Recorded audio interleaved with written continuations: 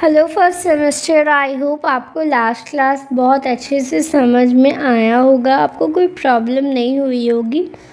तो आज हम कोर टू डिस्कस करेंगे, that is your comparative politics and government. तो बिफोर स्टार्टिंग द आंसर मैं ये आपको बताना चाहती हूँ, लाइक एक इंट्रो दे सकती हूँ या इंट्रो कह सकती हूँ गवर्नमेंट और पॉलिटिक्स का।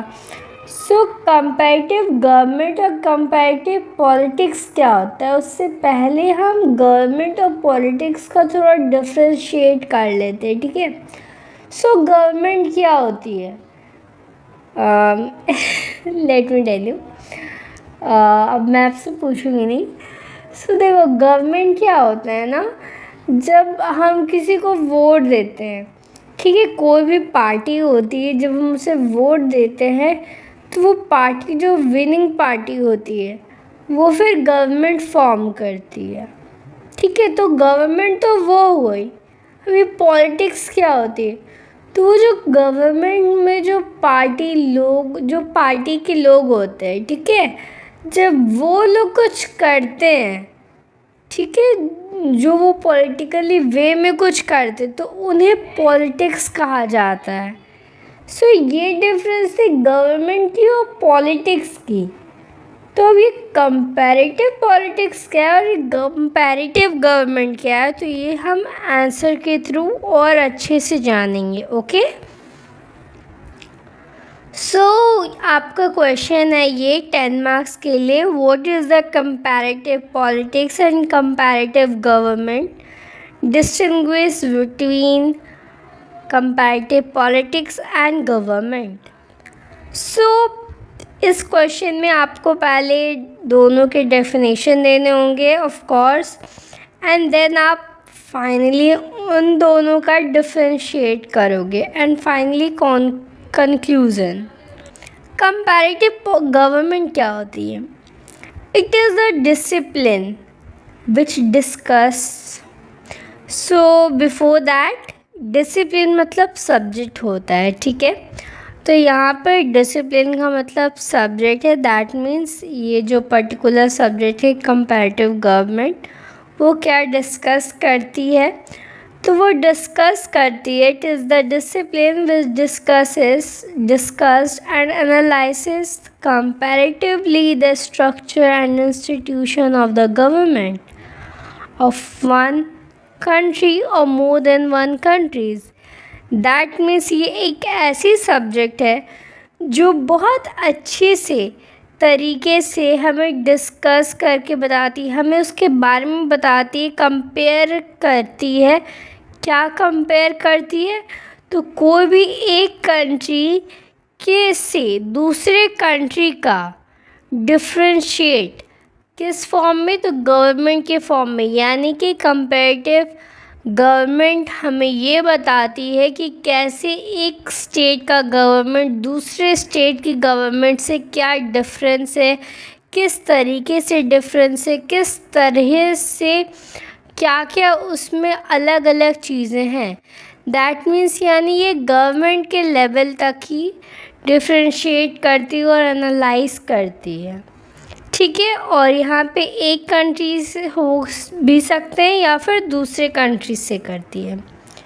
अब ये इंक्लूड क्या करती है, तो it includes the theoretical study of the subject like various forms of government etcetera, but not attention is to be paid towards study of the formal and informal factors which influences the working of government. Neither of political behavior nor of political process is made the subject matter of comparative government.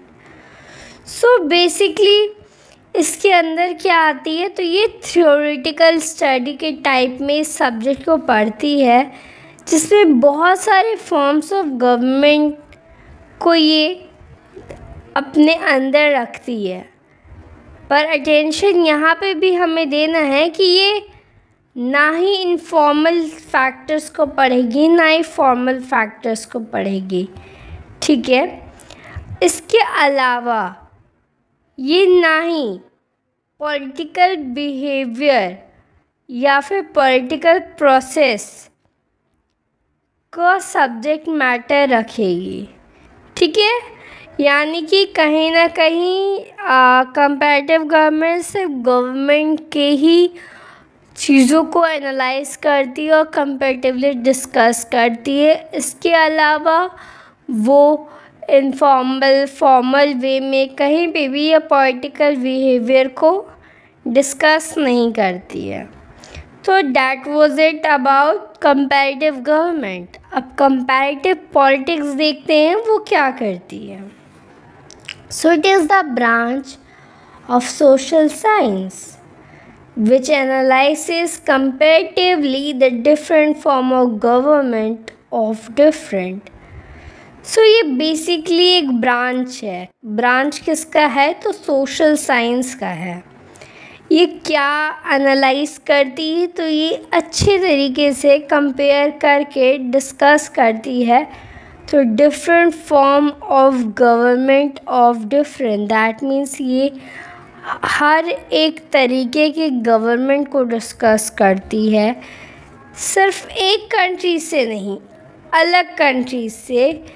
पर क्या चीज़ में? तो politics में discuss करती है।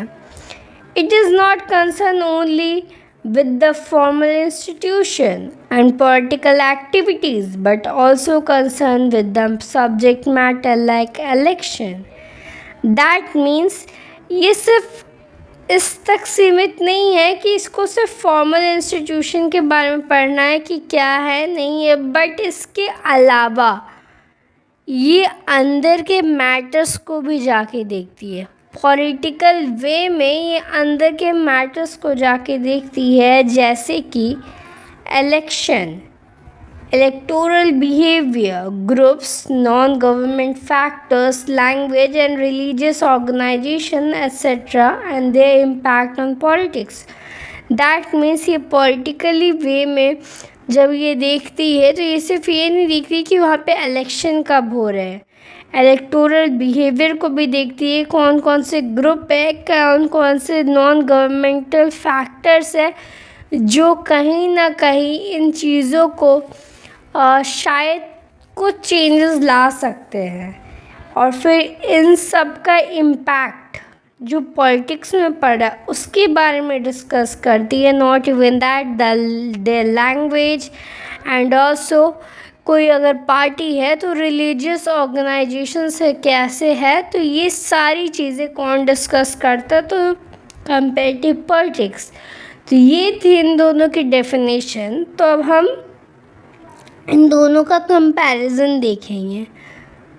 I hope आप लोगों को ये क्लियर हुआ होगा, बिकॉज अगर you find it little tough तो let me tell you, starting में हो सकता है, बट अगर आप रीडिंग करोगे ना एक दो बार और ध्यान से सुनोगे तो ये क्लियर हो जाएगा। It's very easy. I mean let me tell you, starting में हम सबको भी लगा था कि ये काइंड ऑफ क्या है, बट जब हमने अच्छे से सुना और ऑफ कोर्स रीडिंग किया तो वी गेट टू नो कि नहीं, अच्छा ये तो मतलब इतना ही है, इसमें ज़्यादा कुछ नहीं है।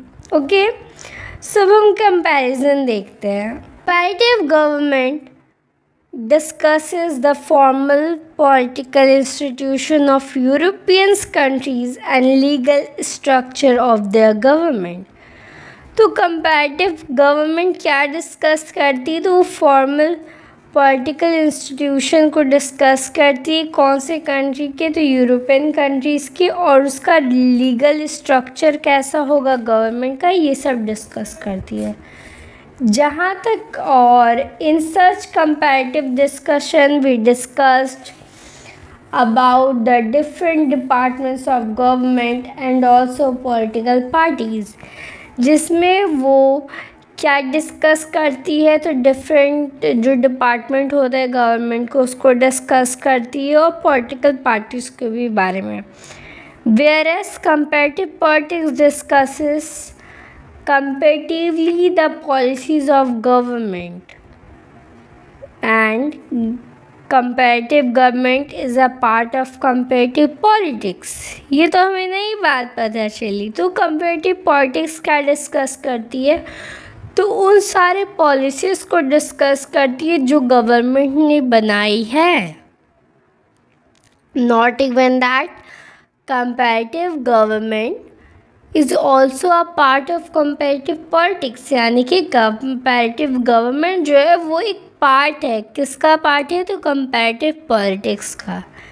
ठीक है, सो नेक्स्ट पॉइंट में जाते हैं। The protagonist of comparative government and comparative politics, different question on the same subject.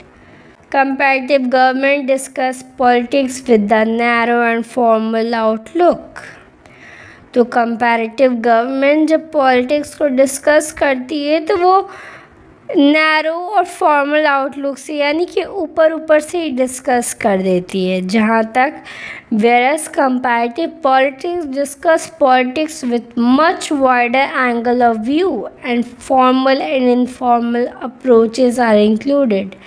और इसी के साथ साथ देखा गया है कि कंपैरेटिव पॉलिटिक्स जब डिस्कस करती है पॉलिटिक्स को, तो वो बहुत अंदर जाकर हर एक सेंस से डिस्कस करती है, फॉर्मल वे में भी और इनफॉर्मल वे में भी। Comparative government discuss comparatively the different institution of the government such as legislature, executive and judiciary of 2 countries and more than 2 countries।